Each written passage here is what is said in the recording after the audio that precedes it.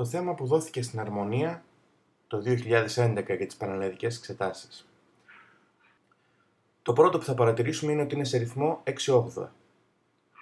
Ο ρυθμός των 6/8 έχει δύο χτύπους, από 3/8 ο καθένας, και η εναρμόνιση που κάνουμε είναι συνήθως μία συγχορδία σε κάθε 3/8. Ή, αν χρειάζεται, είναι δηλαδή πυκνή η αρμονία, θα χρησιμοποιήσουμε και μία ακόμα συγχορδία στο 3/8. Η μελωδία ξεκινάει.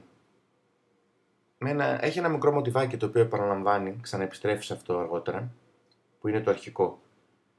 Σι, ρε, σολ, φα, φα, μι, ρε, ντο, σι, λα, σι, σολ, ντο, σι, ντο, ρε, μι, ντο, σι, λα, σι. Εδώ είναι η πρώτη πτώση. Είναι πολύ σαφής. Έχει το σχήμα ντο, σι, λα, σι, έχει και κόμμα μετά το τέταρτο μέτρο. Μετά έχουμε μία αλυσίδα, επίσης σαφή, τα επόμενα 3 μέτρα. Αυτά τα δύο είναι ολόιδια. Σι, σολ, ντο, σι, σι, λα, φα, σι, λα, σολ, σολ, μι, λα, σολ, φα, λα, ρε. Εδώ αλλάζει το σχήμα. Καταλήγει στο ρε ύφεση, που εναρμονίως είναι και το δίεση. Εδώ κατευθείαν σκεφτόμαστε ότι πρόκειται για εναρμόνια μετατροπία. Και με ένα ρητενούτο επιστρέφουμε στην αρχική τονικότητα και το αρχικό θέμα. Σημειώνονται πάνω ρητενούτο και ατέμπο μετά. Μόνο που αυτή τη φορά το μοτιβάκι εξελίσσεται λίγο διαφορετικά. Σι, ρε, σολ, φα, ρε, μι, σολ, ντο, σι, λα, ντο, φα, μι, ντο, διπλή δίεση, ρε, δίεση. Εδώ να πω κάτι. Πολλοί μου είπανε ότι εδώ πέρα υπάρχει αρμονική αλυσίδα. Δεν υπάρχει καμία αρμονική αλυσίδα. Καταρχάς το φραζάρισμα είναι διαφορετικό σε αυτά τα δύο μέτρα, αν το προσέξετε. Εδώ πέρα το φραζάρισμα είναι 3 και 3 νότες, ενώ εδώ πέρα είναι όλο μαζί. Αλλά το σημαντικότερο δεν είναι αυτό. Τα διαστήματα είναι διαφορετικά. Εδώ έχω σι, ρε, σολ, φα, δίεση. Ενώ εδώ έχω λα, δίεση, ντο, δίεση, φα, μι. Αυτό θα μπορούσε να είναι μια συγχορδία σολ, σι, ρε, φα, δίεση, με έβδομη μεγάλη. Ενώ αυτό θα ήταν μια συγχορδία μείζωνα με έβδομη μικρή. Και μετά αυτό το διάστημα δευτέρας αλατωμένο επίσης. Δεν μπορώ να βάλω τα ίδια κόρντα σε αυτές τις δύο μελωδίες. Επίσης δεν υπάρχει αρμονική αλυσίδα όπου να μην υπάρχουν τουλάχιστον δύο κρίκοι σωστοί. Έχουμε μια μελωδική κατάβαση, με χρωματική μελωδική κατάβαση. Ρε, δίεση, ρε, ντο, δίεση, ντο, σι. Προφανείς χρωματικές μετατροπίες. Σολ, σολ, δίεση, λα, άλλη μια χρωματική μετατροπία, οδηγεί στην πτώση λα, σι, λα, σολ. Επιστρέφουμε δηλαδή πίσω στην αρχική τονικότητα.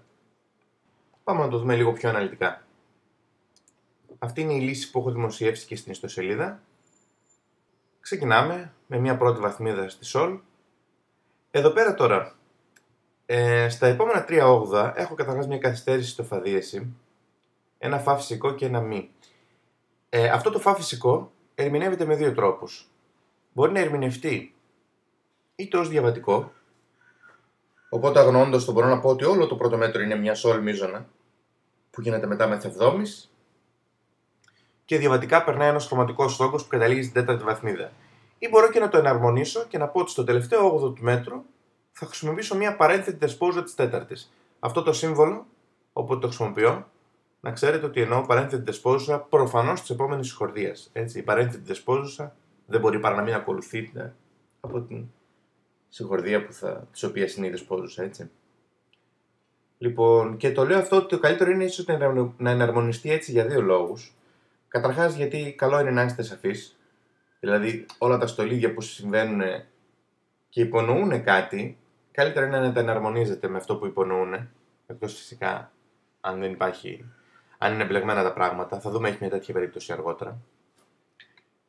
Και ο δεύτερος λόγος είναι ότι αμέσως στο επόμενο μέτρο γίνεται το ίδιο ακριβώς πράγμα, μη, ύφεση, ρε, δηλαδή και πάλι χρωματικό στοιχείο. Και εδώ δεν μπορώ να πω ότι είμαι ακόμα στη σολ, σίγουρα φεύγω, γιατί μετά το ρε ακολουθεί ρε, το σι, ύφεση. Και από τη σι ύφεση ξανά χρωματικά με το σι φεύγουμε για την ντο μείζωνα, η οποία θα αποτελέσει την αφετηρία μας ως ναπολιτάνικη συγχορδία της σι ελάσσονας για να ξεκινήσουμε την πτώση. Πάμε παρακάτω. Μετά ξεκινάει η αρμονική ελισίδα. Η αρμονική ελισίδα έχει τη λογική, έχουμε αυτή τη φράση Si, Sol, Do, Si, Si, La. Το Si, Sol, Do, Si παραπέμπει ξεκάθαρα, είναι φράση πέμπτης βαθμίδας. Και η λύση στην Φα μείζωνα. Το ίδιο γίνεται εδώ πέρα στη μη ύφεση μείζωνα. Sol, ύφεση Φα καταλήγουμε στη ρε ύφεση μείζωνα. Εγώ προτίμησα να χρησιμοποιήσω και τις καταλήξεις ως δεσπόζουσες ξανά. Δηλαδή, τελειώνοντας τη Φα μείζωνα, Φα, Λα, Φα, Ντο, Φα, Ντο, Φα, Λα μάλλον, όπως βλέπετε εδώ πέρα, προσθέθηκε και η έβδομη της συγχορδίας, μικρή, η έβδομη μικρή, ώστε να δημιουργηθεί και πάλι η δεσπόζουσα ποιότητα. Άρα στην ουσία δημιουργείται ένας ξεκάθαρος κύκλος πεμπτών, όπου πηγαίνω από δεσπόζουσα σε δεσπόζουσα. Δεσπόζουσα της Φα, της ύφεση, της μη ύφεση, της Λα ύφεση, της Ρε ύφεση και της Sol ύφεση στο τέλος. Όπου βέβαια η αλυσίδα σπάει πλέον εδώ πέρα. Ο λόγος που επέλεξα να καταλήγω στην πέμπτη βαθμίδα και όχι στην πρώτη είναι γιατί η πέμπτη βαθμίδα προσφέρεται περισσότερο για τη δημιουργία μελωδικών στολιδιών. Είναι πολύ πιο εύκολο να κάνει κανείς στολίδια σε μια δεσπόζουσα μεθ-εβδόμης. Κυρίως γιατί έχει και μια τέταρτη νότα, η οποία προσφέρεται για οτιδήποτε, δεν είναι ξένη δηλαδή, αλλά και για έναν άλλο λόγο, γιατί μπορεί να βρεθεί σε οποιαδήποτε αναστροφή χωρίς πρόβλημα. Η ντεντέ τώρα, η πρώτη ντεντέ που χρησιμοποιώ, ίσως να φαίνεται λίγο περίεργο αυτό στο χαρτί, αλλά δεν είναι τόσο περίεργο αν τα ακούσει κανείς. Είναι η συγχορδία ντο δίεση μη σολ σε ύφεση. Είναι στην ουσία η λα ντο δίεση μη σολ, είναι η ντεντέ δηλαδή κανονικότατα της σολ μείζωνας, έτσι. Η πέμπτη δηλαδή της ρε, που είναι η πέμπτη της σολ, η οποία πολύ απλά αντί να σχηματιστεί με τον φθόγκο λα, με τη βάση της που είναι το λα, σχηματίζεται με το σε ύφεση. Είναι η ντιμινουίτα. Δεν είναι κακό να χρησιμοποιείτε ντιμινουίτα όπου μπορείτε. Μετά μπορεί να φύγει η ντιμινουίτα κανονικά και να πάμε σε μια απλή πέμπτη βαθμίδα, η οποία λύνεται σε μια πέμπτη βαθμίδα της σολ μείζωνας. Λοιπόν, και με το ρητονό του καθυστερούμε λίγο ξανά και το ρυθμό. Σε αυτό το μέτρο δεν χρησιμοποιώ καθόλου 16, ο οποίος επανέρχεται αμέσως μετά στο πρώτο μέτρο, ατέμπο, στον μπάσο αυτή τη φορά. Το πρώτο μέτρο, ο πιο εύκολος τρόπος να εναρμονιστεί, είναι αυτή η χρωματική μετατροπή από το ρε στο ρε δίεση, μας οδηγεί στη μη ελάσσονα. Το επόμενο μέτρο είναι αρκετά απλό. Είμαστε σε μια μη ελάσσονα, έχουμε ένα sol do, si. Όλα απλά, αυτό το do εγώ προτίμησα να το χρησιμοποιήσω ως ναπολιτάνικη τη si, όπως και στην αρχή του κομματιού. Εδώ τώρα έρχεται ένα μέτρο το οποίο σηκώνει γενικώς αρκετή συζήτηση. Έχει το διάστημα, είναι λα δίεση, do δίεση, φα δίεση, μη do διπλή δίεση. Αυτό το διάστημα μη do διπλή δίεση είναι το δευτέρα σαλατωμένο. Οι πιο πολλοί συνηθίζουν να λένε ότι το δευτέρα σαλατωμένο εναρμονίζεται με δεύτερη ναπολιτάνικη πέμπτη. Και πράγματι εδώ πέρα είναι κάτι που μπορεί να συμβεί. Να έχω δεύτερη ναπολιτάνικη πέμπτη της ρε δίεση. Άρα έχω μη μείζωνα σε εκείνο το σημείο. Αυτό που λίγο ενοχλεί σε αυτή τη σκέψη είναι ότι η προηγούμενη σχορδία φαίνεται να είναι η φα δίεση μείζωνα. Γιατί έχω λα δίεση, do δίεση, φα, έχω ένα άρπισμα. Φαίνεται λοιπόν να έχω τη φα δίεση μείζωνα. Η φα δίεση μείζωνα για τη ρε δίεση, ελάσσονα ας πούμε, που είναι πιο κοντά, είναι περίπου η τρίτη της. Τώρα η τρίτη δεν είναι κατάλληλη σχορδία για να κάνει κανείς τέτοιες μετατροπικές αλλαγές. Παρ' όλα αυτά δεν είναι πολύ κακή λύση. Ένας άλλος τρόπος που εναρμονίζεται το δευτέρα σαλατωμένο, και συνήθως δεν το αναφέρουμε, είναι η έκτη του ελάσσονα με την τεντέ. Δηλαδή αυτό το μήνα ήταν η έκτη, αφού είναι η έκτη, η πρώτη είναι η σολ δίεση, μη φα σολ, της ελάσσονας, της σολ δίεση ελάσσονας, το ντο δίεση είναι η τεντέ της σολ δίεση και το ρε δίεση θα είναι η πέμπτη. Αυτή η λύση επίσης δεν προτείνεται σε το συγκεκριμένο θέμα γιατί δεν εκπληρώνεται τελικά. Δηλαδή δεν καταλήγουμε σε καμία περίπτωση στην σολ δίεση. Η καλύτερη λύση εδώ πέρα θα ήταν κατά πάσα πιθανότητα να πούμε ότι σε αυτό το μέτρο όλη αυτή η φράση αφορά μία συγχορδία. Τη φα διез λα διез ντο διез μη εβδόμης, η οποία στην πορεία αποκτάει όξυνση της πέμπτης. Είναι μια πολύ καλή περίπτωση για όξυνση της πέμπτης.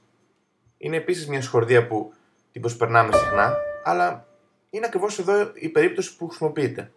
Σε μια δεσπόζουσα συγχορδία δηλαδή, που κινείται ξεκάθαρα, δεν έχω να κάνω τίποτα από κάτω για να δημιουργήσω κάτι καινούριο, απλά κρατάω αυτή τη συγχορδία μέχρι να έρθει αυτό το χρωματικό μελωδικό στολίδι. Εδώ είναι ό,τι πρέπει σε αυτή την περίπτωση. Προχωράμε παραπέρα. Εδώ πέρα είναι και ένα καλό σημείο για να εφαρμόσετε στον μπάσο το άρπισμα. Μια που δεν γίνονται πολλά πράγματα σε αυτό το μέτρο. Όλο το μέτρο είναι μια συγχορδία. Και το άρπισμα σε μια δεσπόζουσα μπορεί να γίνει, όπως είπα και πριν, από όλες τις νότες. Από την 7η, την τονική και την τρίτη. Χρησιμοποιούνται εδώ. Εδώ χρησιμοποιούνται όλες οι αναστροφές βασικά. Περνάει όλη η συγχορδία από τον μπάσο. Και δεν υπάρχει κανένα απολύτως πρόβλημα, γιατί είμαστε σε δεσπόζουσα με δευδόμες. Εδώ λοιπόν έχουμε τέλος τα χρωματικά στοιχεία, τις χρωματικές καταβάσεις. Έχουμε καταλήξει το ρε δίεση στην πρώτη της σι, έτσι, η οποία είναι και πέμπτη της μη, και εδώ δημιουργείται ένας κύκλος πεμπτών νέος, όπου αρχίζουμε από την πέμπτη της μη, στην πέμπτη της λα, στην πέμπτη της ρε, στην πέμπτη της σολ. Το ξαναείπα και πριν, εγώ προτιμώ να κάνω κύκλους με δεσπόζουσες συγχορδίες. Δίνει χώρο να δημιουργήσεις αυτά, ας πούμε, τα μελωδικά περάσματα. Οι καθυστερήσεις εδώ πέρα δημιουργούνται ακριβώς για να δοθεί αυτή η αίσθηση του ρυθμού. Ακούστε το.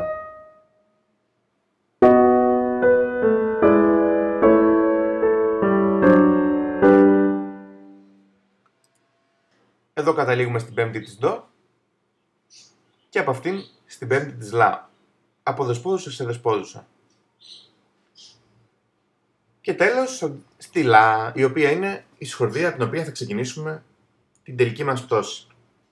Αρκετά σαφής και αυτή. Λα, σολ, λα, σι, ντο, αν μπορούμε να το μιμηθούμε κάπου αυτό. Εδώ είναι μια ωραία ευκαιρία. Ρε, ντο, ρε, μι, φα, ρε. Φτάνω μέχρι την 7η. Τα στολίδια γενικά που επιλέγουμε, καλό είναι να τα φανταζόμαστε και λίγο σαν συγχορδίες. Το ότι δεν τα βάζουμε να είναι πραγματικά συγχορδίες δεν σημαίνει ότι τα στολίδια πρέπει να είναι ό,τι να είναι. Πρέπει να είναι περίπου τι θα συνέβαινε αν, ας πούμε, χωρούσα να βάλω μια συγχορδία ακόμα εκεί πέρα. Στη συγκεκριμένη περίπτωση, ας πούμε, το στολίδι αυτό φτάνει μέχρι το φα δίεση, που είναι η 7η της σολ μίζωνας. Σολ, σι, ρε, φα δίεση. Και όπως τα ακούσετε,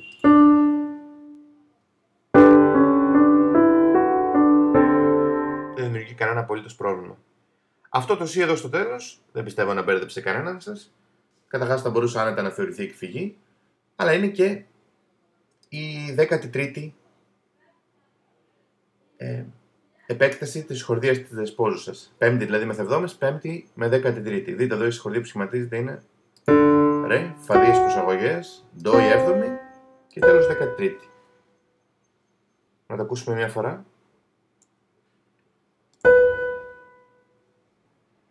Τονική. Πέμπτη καθυστέρηση. Για την τέταρτη βαθμίδα. Για σι ύφεση καθυστέρηση. Πέμπτη της ντο. Πρώτη της ντο, που είναι και ναπολιτάνικη. Πρώτη της 4. Πέμπτη, πρώτη. Εξάρι, κρατάμε το ρυθμό. Κύκλος. Πρώτη, θευδόμες. Πέμπτη. Πρώτη, θευδόμες. Πέμπτη δηλαδή. Πέμπτη.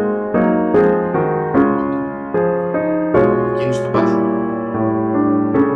Ακούστε ξανά αυτό το σημείο. Η χρήση εδώ της ναπολιτάνικης, της διμινουίτας, με συγχωρείτε, στο πρώτο 8ο δεν δημιουργεί κανένα απολύτως πρόβλημα.